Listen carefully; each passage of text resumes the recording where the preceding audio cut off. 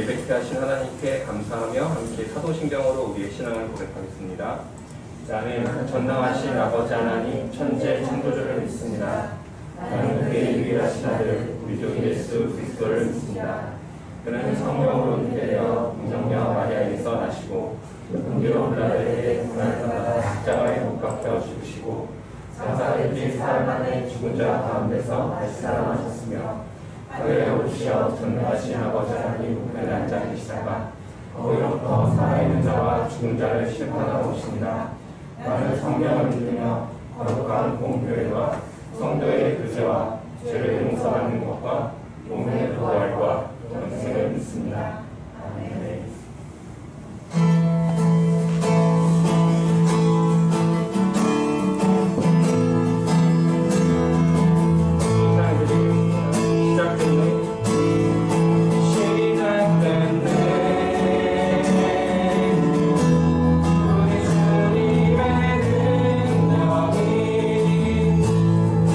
삶을 다스리고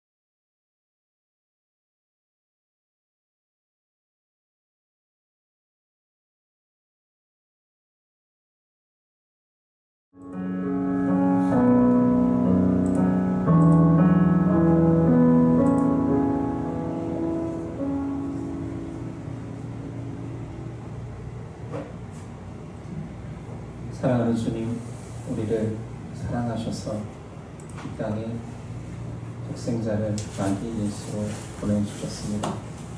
그날을 기념하기 위하여서 우리가 기쁨의 성탄을 맞이하고 있사오니 그 은혜를 다시 묵상하며 하나님의 사랑이 얼마나 큰지, 받을 수 없는 사랑을 우리가 받고 있다는 그 사실을 기억할 수 있도록 도와주시옵소서. 큰 은혜에 작은 보답을 가지고 예물을 드립니다. 우리의 예물이 쓰이는 곳에 우리의 마음의 크기가 아니라 하나님의 역사하심이 드러날 수 있도록, 잘 사용될 수 있도록 도와주시옵소서. 오늘도 우리에게 믿음 허락하여 주시옵소서. 우리의 연약함이 하나님의 믿음으로 자라갈 수 있도록, 우리의 작은 마음이 하나님의 사랑으로 커질 수 있도록 도와주시옵소서. 약하고 아프고 약한 자들 가운데 함께하여 주시고 내 예배를 받아주옵소서. 예수 그리스도의 이름으로 기도드립니다. 아멘. 일어나셔서 십계명 낭독이 있겠습니다. 하나님이 이 모든 말씀으로 말씀하여 이르시되 나는 너를 애굽 땅 종되었던 집에서 인도하여 낸 내 하나님 여호와니라. 제1은 너는 나 외에는 다른 신들을 내게 주지 마라. 제2는 너를 위하여 새긴 우상을 만들지 말고 또 위로 하늘에 있는 것이나 아래로 땅에 있는 것이나 바다의 물속에 있는 것에 어떤 형상도 만들지 말며 그것들에게 절하지 말며 그것들을 섬기지 말라. 제3은 너는 내 하나님 여호와의 이름을 망령되게 부르지 말라. 제4는 안식일을 기억하여 거룩하게 지켜라. 제5는 내 부모를 공경하라. 제6은 살인하지 말라. 제7은 가늠하지 말라. 제8은 도둑질하지 말라. 제9는 내 이웃에 대하여 거짓 증거하지 말라. 제10은 내 이웃의 집을 탐내지 말라. 예수께서 이르시되 내 마음을 다하고 목숨을 다하고 뜻을 다하여 주 너의 하나님을 사랑하라 하셨으니 이것이 크고 첫째 되는 계명이요 둘째도 그와 같으니 내 이웃을 내 자신같이 사랑하라 하셨으니 이 두 계명이 온 율법과 선지자의 강령이니라. 아멘.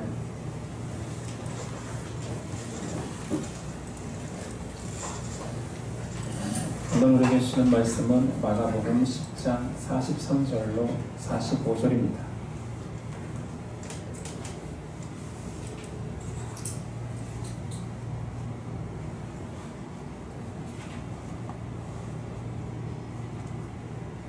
마가복음 10장 43절에서 45절까지 여러분들이 한 목소리로 봉독하겠습니다. 43절입니다. 시작. 너희 중에 그렇지 않을지니 너희 중에 누구든지 크고자 하는 자가 너희를 섬기는 자가 되고 너희 중에 누구든지 으뜸이 되고자 하는 자는 모든 사람의 종이 되어야 하리라. 인자가 온 것은 섬김을 받으려 함이 아니라 도리어 섬기려 하고 자기 목숨을 많은 사람의 대속물로 주려 함이니라. 아멘. 말씀의 제목은 섬김의 왕 예수. 섬김의 왕 예수라는 제목으로 오늘 나누겠습니다. 오늘은 전이상 성탄절이며 그래서 강의 설교를 잠시 멈추고 아기 예수로 오신 예수님의 은혜를 함께 나누려 합니다. 오늘 말씀은 여러분들이 익히 잘 알고 있는 그런 본문의 내용입니다. 예수님의 제자 야고보와 요한이 예수님이 예루살렘을 입성할 때 예수님께 이렇게 요청합니다. 주의 영광 중에서 우리를 하나는 주의 우편에 하나는 좌편에 앉게 하여 주옵소서. 이 대화를 듣던 제자들이 화를 내었다라고 성경은 기록합니다. 이 다툼을 지켜보던 예수님이 말씀하셨지요. 43절이야. 너희 중에는 그렇지 않을지니 너희 중에 누구든지 크고자 하는 자가 너희를 섬기는 자가 되고 너희 중에 누구든지 으뜸이 되고자 하는 자는 모든 사람의 종이 되어야 하리라. 사람들의 마음은 높은 데에 있습니다. 이것은 아무도 부인하기 힘들 것입니다. 세상은 끊임없이 높은 자리에 있는 사람을 부러워하고 앞세우고 또한 칭찬합니다. 높은 것이 존귀한 것은 아닌데 높이 있는 것을 귀하다, 존귀하다 여깁니다. 드러내놓고 자신이 높다, 존귀하다 말하지는 않지만 직간접적으로 우리는 드러내기를 좋아합니다. 보이게 줄을 세우기도 하고 보이지 않게 줄을 세우기도 합니다. 성인이 되면 연봉으로 줄을 세우기도 하지요. 자신을 드러내는 요소로 사용합니다. 내 연봉이 얼마요? 라고 말하지는 않지만 내가 이런 높은 연봉의 직업을 가졌다라고 암암리에 자랑하기도 하지요. 그것을 드러내기 힘드니 차로 자랑하기도 하고 집으로 자랑하기도 합니다. 자본주의 사회에서 상류층이 있으니 부를 가진 자가 상류층 대접을 받고 있습니다. 문제는 이런 사회 속에 살고 있는 크리스찬인 우리조차도 이런 모습에서 자유로울 수 없다라는 겁니다. 오늘 말씀 제자들도 별반 다르지 않았습니다. 부정적 사례를 또 꼽으라면 고린도 교회에도 있었습니다. 고린도 교회에는 빈부격차가 확연했습니다. 당시에 예수님이 제정하신 성찬식은 모든 성도들이 음식을 가지고 나와 식탁의 형식으로 그 음식을 나누면서 성찬을 행했습니다. 부자들이 더 많은 음식을 가져와야 했고 가난한 사람들은 적게 가져왔습니다. 처음 할 때에는 잘 나누었겠지요. 골고루 함께 먹으며 애찬과 성찬을 겸하였을 것입니다. 시간이 지나면서 그들의 음식을 마음껏 먹었고 가난한 자들은 소외되고 점점 성찬에 참여하지 못하는 상황이 되었습니다. 고린도전서 11장 20절이 이렇게 묘사합니다. 그런즉 너희가 함께 모여서 주의 만찬을 먹을 수 없으니 이는 먹을 때 각각 자기의 만찬을 먼저 갖다 먹으므로 어떤 사람은 시장하고 어떤 사람은 취함이라. 너희가 먹고 마실 집이 없느냐? 너희가 하나님의 교회를 업신여기고 빈궁한 자들을 부끄럽게 하느냐? 내가 너희에게 무슨 말을 하랴? 너희를 칭찬하랴? 이것으로 칭찬하지 않노라. 예수님이 귀하게 제정하신 성찬식에서까지 자랑과 교만 그리고 소외받는 자들의 모습들이 존재했습니다. 신앙생활에서조차 이럴 수 있는 것이 사람이라면 너무나 당연히 사람은 자신을 높이는 걸 원하고 높임받는 것을 원하기에 자신이 능력이 있다라면 그것을 드러내어 우월감을 마음껏 발산하고 그 발산하는 사람들 사이에서 없는 자, 낮은 자들은 그 높은 자리와 힘을 가진 것들을 부러워할 수밖에 없습니다. 결국 이 상황에서 살다 보면 가진 자, 높은 자는 우월감을, 없는 자는 열등감과 모욕감에 빠지게 됩니다. 이렇게 원튼 원하지 않던 사람들이 우월감과 열등감 속에서 서로가 갈리게 됩니다. 우월감 가진 자들은 그 우월감을 마음껏 발산하는 것이 편하고 열등감 가진 자들은 열등감을 덜 느끼게 하는 사람들 사이가 편할 수밖에 없습니다. 그래서 사랑을 하더라도 편한 사람, 끼리끼리 사랑, 내 자랑이 마음껏 전해질 수 있는 부류와 사람들 사이에서만 친해지려고 합니다. 그 속에서 섬김은 일어나지만 많은 부분 나 편한 섬김이 될 것이며 나 좋은 섬김이 될 가능성이 큽니다. 신앙인의 사랑이 자기 안에 갇혀진 그 섬김과 사랑을 한다는 것은 굉장히 위험합니다. 예수님이 경계하셨던 위선이 될 수 있기 때문입니다. 현대인들에게 사랑은 많은 부분 사랑이라는 좋은 요소지만 자기 사랑에 머물 때가 있습니다. 또한 섬김이라는 아름다운 요소를 가지고 많은 부분 자기 만족으로 그치는 수도 있습니다. 세속화된 현대인들이 사랑과 만족, 섬김 이런 요소를 가지고 자기 사랑, 자기 만족으로 그쳐지는 경우가 있다는 거죠. 그리고 교회는 또는 교회 리더는 그런 잘못된 경향을 지적하는 것이 쉽지만은 않습니다. 폴 피치라는 박사가 자신의 저서 종교로서의 심리학, 자기 숭배의 종교라는 책에서 이렇게 말합니다. 심리학은 하나의 종교가 되어 그것은 특별히 자신을 예배하는 세속적 인본주의 형태의 종교가 되었다. 쉬운 말로 표현하면 종교, 신앙이라는 영역에 심리가 더 강조되어서 말씀보다는 자기 만족의 정서와 심리를 소중히 여긴다. 그리고 내 정서를 만족시키면 은혜 받았다라고 말한다는 거죠. 이것은 나아가 말씀 중심의 신학이 점점 사라져가 사람 중심의 심리학이 신학을 대체하게 되었다라고 말합니다. 수많은 설교자들이 성경 말씀을 바로 전하기보다는 대중적 위안과 만족을 위해 설교한다라는 것입니다. 모든 것이, 모든 기준이 내 만족에 달려 있기에 현대인들은 신앙이 때로는 자기 신격화의 요소로 사용될 수 있다는 무서운 말이지요. 섬김도, 봉사도, 사랑도, 신앙도 나를 만족시키는 도구로 전락될 수도 있습니다. 그래서 사랑은 방향성이 중요합니다.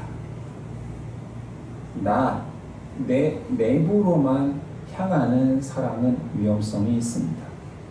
똑같은 사랑 같지만 나를 향하는 사랑, 나를 만족시키는 사랑만 하면 그것은 그 좋은 사랑의 요소가 그 사람에게 독이 되기도 합니다.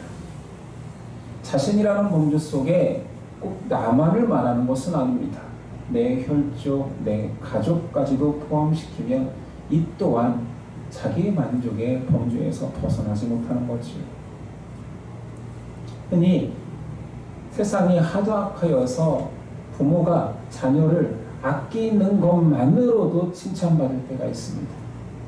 아유, 저것도 귀하지. 자기 새끼라도 챙기니 얼마나 귀해. 하지만 이것은 내부로 향하는, 외부로 향하는 사랑이 아닙니다. 이 또한 내 혈족, 내 가족이라는 나로 상징된 심리적으로 나와 동일한 나를 향한 사랑인 것입니다. 예수님은 철저하게 이웃 사랑을 말합니다. 사랑을 하되 외부적 사랑을 하라는 거지요. 45절 인자가 온 것은 섬김을 받으려 함이 아니라 도리어 섬기려 하고 자기 목숨을 많은 사람의 대속물로 주려 함이니라. 세상과 신앙, 예수님의 진리 가운데는 간격이 있습니다. 세상 가치와 믿음의 가치에는 불균형이 있습니다. 그래서 신자들이 혼란스러운 거죠. 세상은 자꾸 내부적 사랑을 강조하지만 교회에 오면 외부적 사랑을 강조하기에 그렇게 살고 싶지만 되지 않는 내 안의 갈등, 그렇게 살라고 계속 주장하는 말씀에 대한 부담감, 이런 것들이 갈등의 요소가 됩니다. 하물며 외부적으로 사랑하는 것이 힘들진데 그 사랑의 행위조차도 예수님은 낮은 자세, 섬김으로 하라 말합니다. 요즘 날씨 같죠? 설상가상 아닙니까? 눈 오는데 서리까지 내리는, 정말 이렇게 살 수 있을까라는 어려움이 생깁니다. 예수님의 섬김과 사랑은 한결같이 그리고 처음부터 낮은 자리에서 사랑하라 했습니다. 오늘은 성탄절 그 당일날이지요. 성탄절이 예수님 낮은 사랑의 대표적 상징입니다. 창조주가 만물의 심판주가 아기 예수로 태어났습니다. 이것보다 낮아짐이 있을 수 있습니까? 아기로 태어났다는 것은 자신이 만든 피조물의 한 가정 속에서 절대 의존적 존재로 태어났다는 것입니다. 젖을 먹이지 않고 밥을 먹이지 않으면 절대자가 죽을 수밖에 없습니다. 이것은 겸손의 차원을 넘어섭니다. 그래서 신학에서는 그걸 겸손이라고 표현하기에는 그 단어의 뜻이 너무 작기에 비하라는 표현을 씁니다. 절대자가 아기로 태어난 것은 이것은 자기 비하다. 낮아지고 낮아져서 너무 낮아져서 이거는 비하에 가깝다.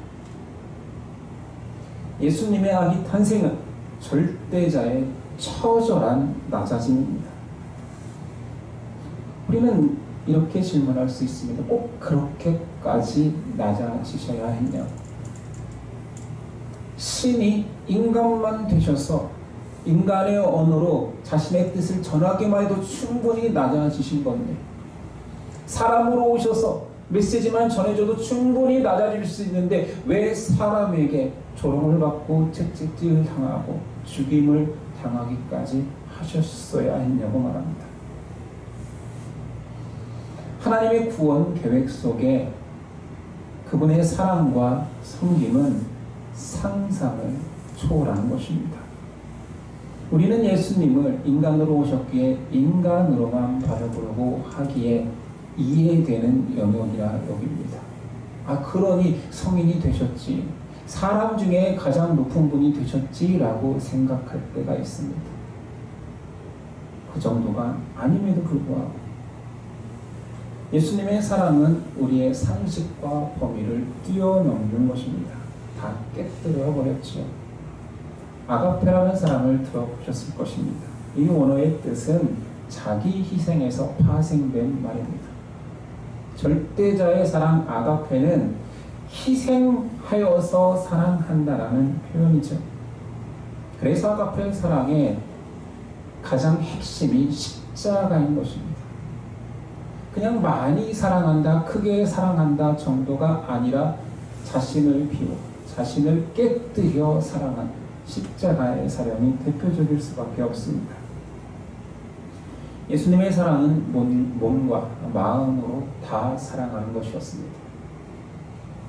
몸으로 섬긴다라는 것은 행하심이었고, 마음으로 섬기고 사랑한다라는 것은 겸손을 말합니다. 예수님 몸으로 섬기기 위해 십자가의 어린 양이 되셨고, 마음으로 섬기기 위해 오늘 말씀 나는 섬기러 왔다 라고 표현하셨습니다. 예수님 완벽하게 몸과 마음으로 사랑의 완성자가 되셨고 우리의 본이 되어주셨습니다. 사랑하라, 겸손하라, 섬기라, 낮아지라는 말은 굉장히 현대인에게 힘든 말입니다. 물론 언어로서 힘들다는 것은 아닙니다. 그냥 듣고 좋은 말이지, 교훈이 되는 말이지, 그렇게 살아도 좋을 것 같아 정도로 받아들인다면 그냥 좋은 음성일 뿐입니다. 앞에서도 이야기했지만 높아지고 인정받기 좋아하는 사람들이 사랑을 해도 섬김을 해도 그 요소조차도 나를 높이고 내가 괜찮은 사람으로 보이기 위한 수단으로 사용해버리는 사람들이 진실로 낮아져라, 섬겨라 말한다라는 것, 고백한다라는 것은 결코 쉬운 일이 아닙니다. 기독교는 사랑의 종교라고 이야기합니다.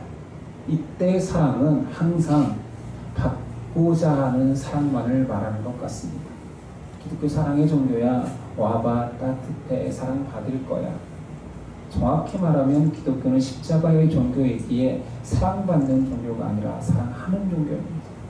물론 대상이 있기에 사랑이 옮겨가겠지요. 그러나 더 정확히 표현한다면 기독교는 처절하게 낮아짐으로 사랑하는 종교입니다. 그것을 잘 전하고 그것을 잘 공부하려 하지는 않습니다. 여러분은 기독교의 교인입니다. 어디까지 사랑하시렵니까? 혹은 어디까지 사랑해 오셨습니까? 사랑은 나 중심으로 동심원과 같습니다. 점점점 확대되어 가지요. 사랑을 나만 사랑하는 사람이 있습니다. 나쁜 말로는 이기적이라고 하지만 좀 좋게 표현한다면 개인적이라 할 수 있습니다. 개인적인 사랑 나쁩니까? 남에게 피해만 주지 않는다면 이 또한 교양 있고 괜찮다 말할 수도 있습니다. 조금 그 동심을 넓혀 내 가족과 지인들을 살피는 사랑, 책임감 있는 사랑이지요. 도리를 다하는 성실한 사랑입니다. 내 건물 안에서 같이 사는 가족을 넘어 친인척까지 챙기는 사람은 굉장히 칭찬받아 마땅합니다. 여러 번 소개했던 것 같은데 그걸 아주 잘하는 사람이 제 사촌 형님 중에 있었습니다. 그 형 때문에 제가 오히려 스트레스를 좀 받았어요. 명절에도 인사를 너무 철저히 얘기하니까 잘 전화도 안 하는 저는 좀 나쁜 상대적으로 별로인 사람이 되었었죠. 제가 잘못한 거죠. 정말 잘했습니다. 제 사촌 형님에도 불구하고 부산에 살고 있는 저희 넷째 누이 집에 저는 10년 동안 한 번도 찾아가지 않아서 싫은 소리도 들었는데 그 사촌 형님은 벌써 2-3번 방문하여서 방문했을 정도로 친인척을 잘 챙기고 그런 형님입니다. 그 형님이 큰 질병이 걸려서 서울에 입원했을 때 찾아간 적이 있습니다. 너무 서운해하더라고요. 저한테가 아니라 자기가 그렇게 자란 사촌 형들, 친인척들, 서울에 있는 친척들이 아무도 오지 않았다. 그러니까 저같이 잘 못하는 사람이 한 번 오면 굉장히 귀해 보이는데 잘하는 사람이 안 하면, 물론 그 형님이 안 한 게 아니라 자기는 그 정도 했으면 또 그 정도 사랑을 받을 줄 알았나 봅니다. 사람이 섬김에는 이렇게 give and take라는 나도 모르는 상식이 존재하고 더 많이 준 사람이 받지 못하면 더 상처받게 되어 있습니다. 사랑의 동심원이 더 커져서 나와 피부치가 아닌데 내 주변 사람, 또는 더 나아가 주변 사회의 사람들까지 섬기는 사람들이 있습니다. 정말 높은 교양의 사람, 누구라도 당연히 존경해 줘야 되는 사람이 많습니다. 이런 사람은 세상에서만 귀한 게 아니라 교회 안에서도 귀합니다. 예심에는 없지요? 없지는 않을 것입니다. 묵묵히 아무도 모르게 그렇게 세상을 물질과 여러 가지로 섬기는 사람은 분명 있습니다. 더 나아가 어디까지 갈까요? 오주를 품으라고 할까요? 이것은 교양적 차원, 도덕적 차원에서는 더 커져라, 더 넓은 바운더리를 섬겨라, 내가 모르는 제3세계까지 섬겨라, 끝이 없을 것입니다. 우주를 사랑하고 사랑한다라면 환경도 사랑해야 되고 동식물도 사랑해야 되고, 성경은 그렇게 점점 동심원을 넓혀라 하지 않습니다. 예수님은 점점 더 한 명씩 더 품어봐라 하지 않습니다. 굉장히 파격적인 권면을 합니다. 성경은 네가 노력해서 점점 사랑해라 라고 하지 않고, 창조주가 너를 선택했으니 너를 그리스도의 사랑에 던져라 라고 말합니다. 사랑의 한계를 그냥 처음부터 깨뜨리고 나 닮은, 예수 그리스도 닮은 사랑을 하라 말합니다. 나를 따라와라. 너는 내 것이다. 예수님이 상상조차 할 수 없는 모든 경계를 깨뜨렸기에 나를 따르라는 말은 좀 더 사랑해보라는 말이 아닙니다.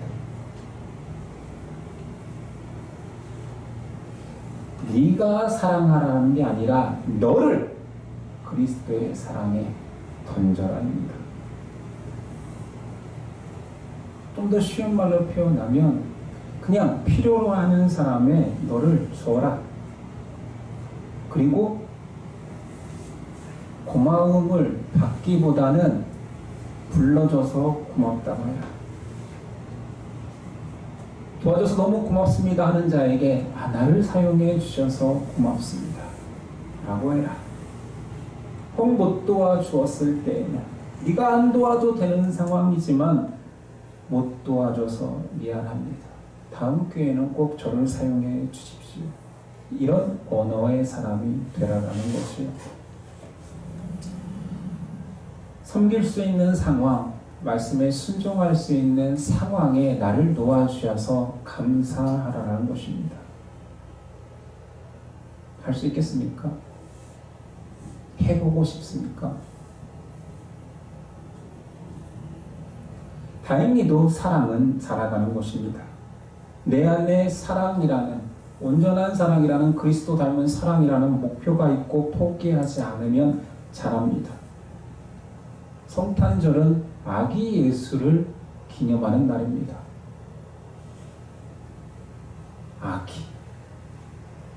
아기는 결국 자랍니다. 아기 예수로 온 큰 의미 중에 하나가 거기 있다고 생각합니다. 사람이 자란다라는 거죠. 예수님이 갓난 아이로 태어났을 때 사랑의 왕이셨습니까? 그때부터 사랑했나요? 그때부터 섬겼나요? 아니요. 정말 오랜 기간 예수님은 사람에게 사랑을 받아야 했고 섬김을 받아야 했습니다. 절대자가 사랑하러 오셨는데 사랑할 수 없는 몸으로 오셔서 자라가셨습니다.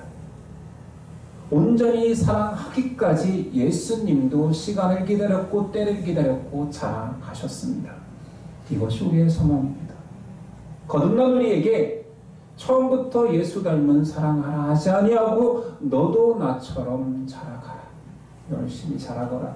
사랑을 받거라. 부모의 사랑이든 이웃의 사랑이든 부모의 섬김이든 잘 받거라. 그리고 전국적으로는 나와 같이 사랑하자만 합니다.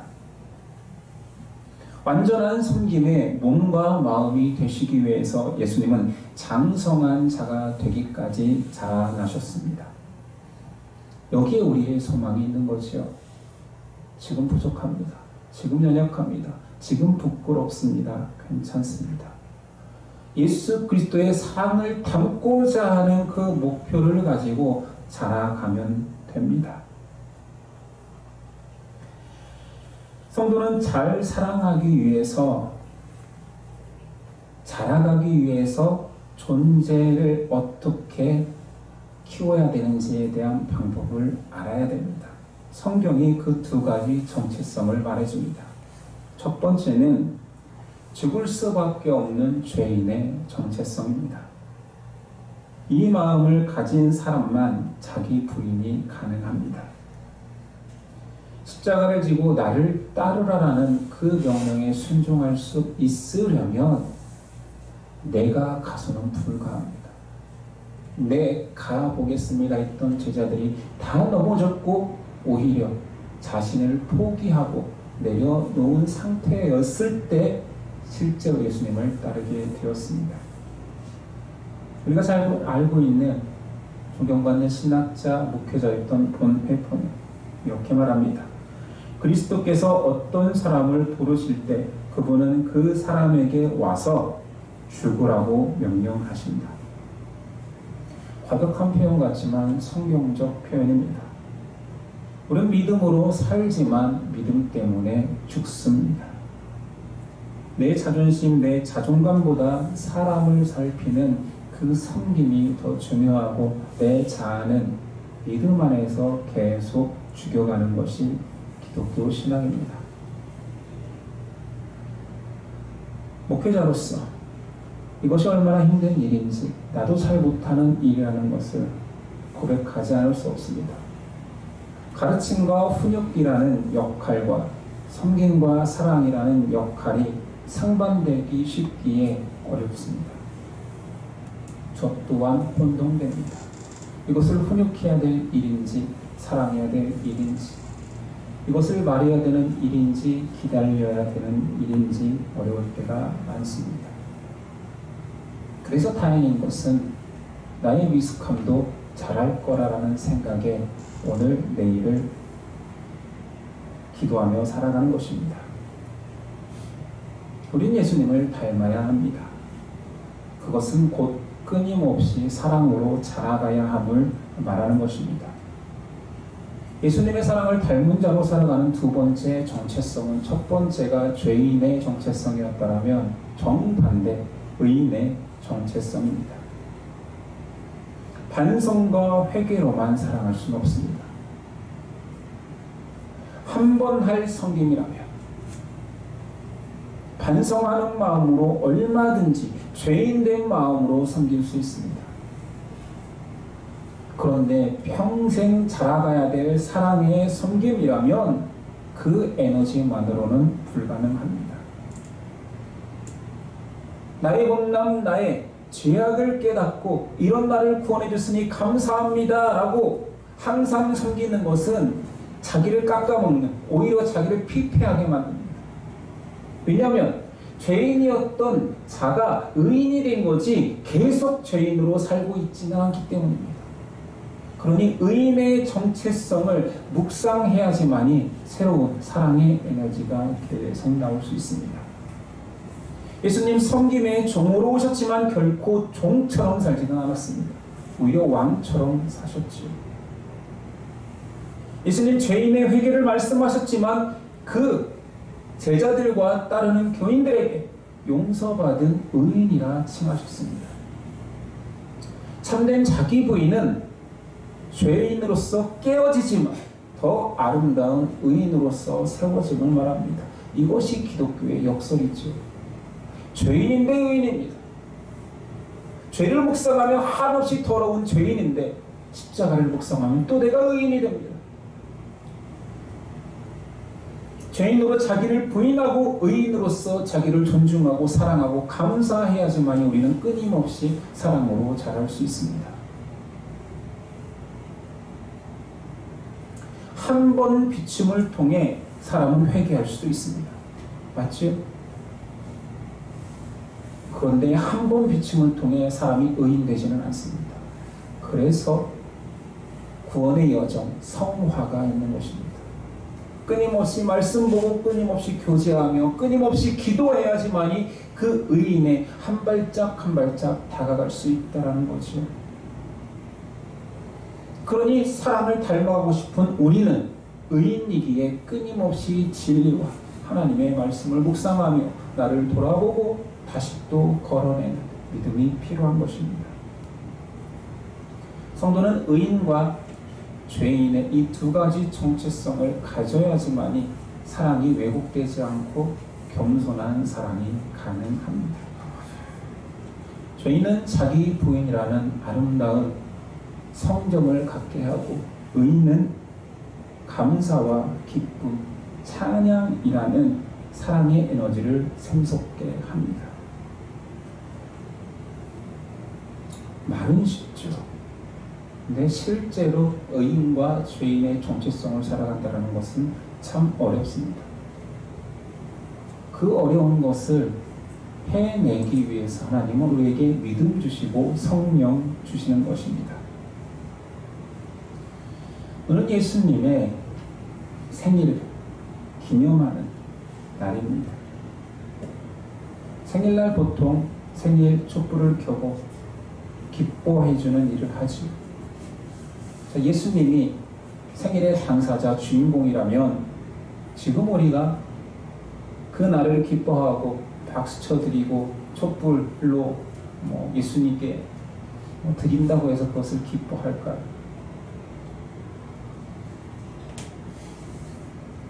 저는 아이들이 제 생일을 암암리에 챙긴다고 할 때마다 하는 말이 있습니다. 꽃 사지 마, 케이크 사지 마. 그러면 뭔가를 되긴 해야 돼서 아이들을 위해서, 저를 위해서가 아니라 아이들을 위해서, 그러면 다이소에서 이걸 사다 줘, 또는 과자를 사다 줘. 그래서 수년째 지금 새우깡만 먹고 있습니다. 새우깡이 맛없어진 지 오래됐는데 이제 묻지도 않고 새우깡. 예수님께서 우리에게 기대하시는 것은 잔치가 아니라 서로 사랑입니다. 차라리 케이크를 원하시지. 그러면 돈 모아서 좀 큰 걸 사드리고 퉁칠 텐데. 서로 사랑을 기대하니 부담스럽기 그지없습니다. 그분이 원하시고 우리가 그분을 사랑한다면 그분이 원하는 선물을 드립시다. 사랑을 하는 사람은 많이 아픕니다.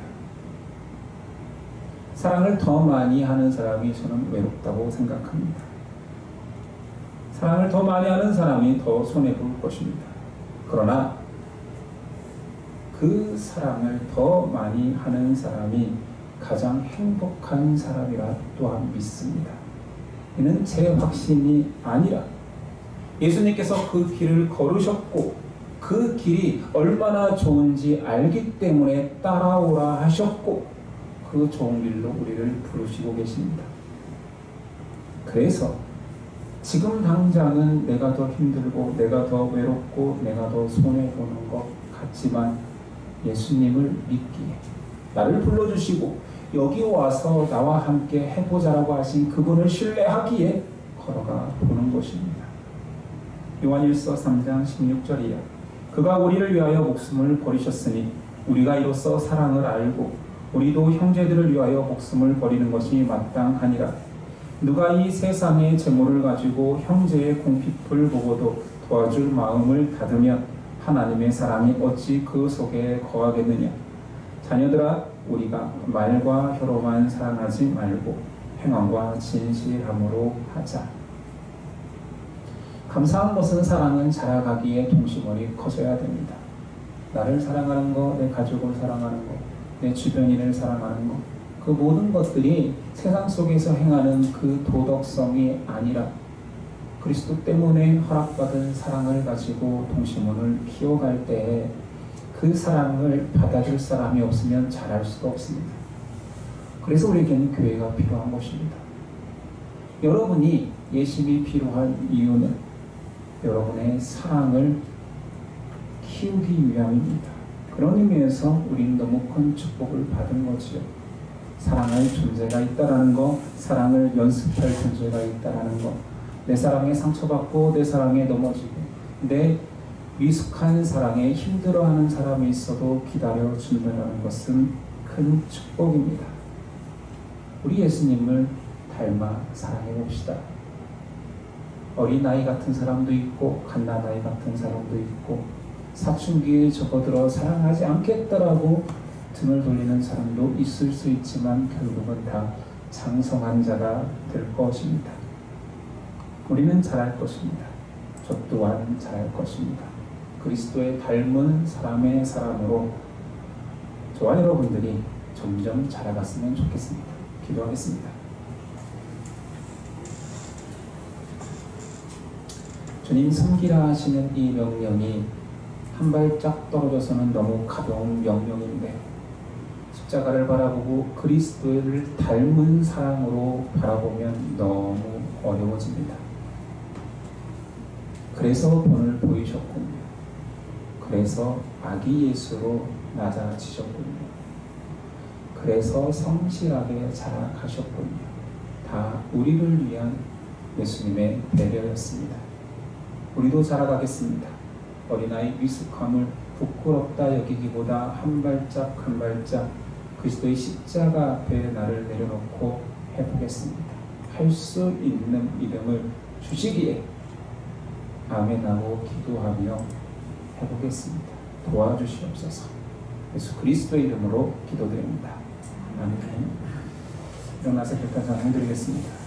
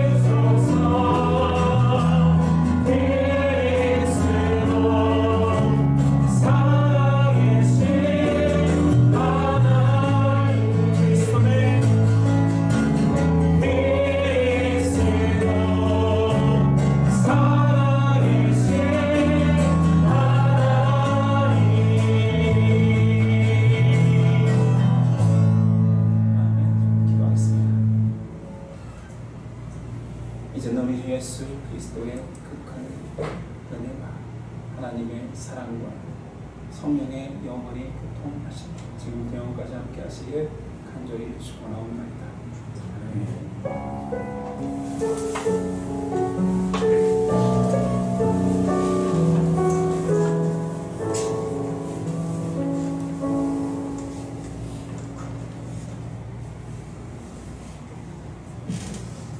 두 번 인사하겠습니다. 첫 번째 인사는요, 여기 예배당에 있는 사람과 집에서 예배드리는 사람들 모두 예수님 그래도 생신인데 한번 외쳐야죠. 메리 크리스마스. 메리 크리스마스. 2053님이 제일 멋지게 하네요. 두 번째 인사는 오늘 말씀과 같이 우리도 예수님 닮은 섬김을 해보겠습니다.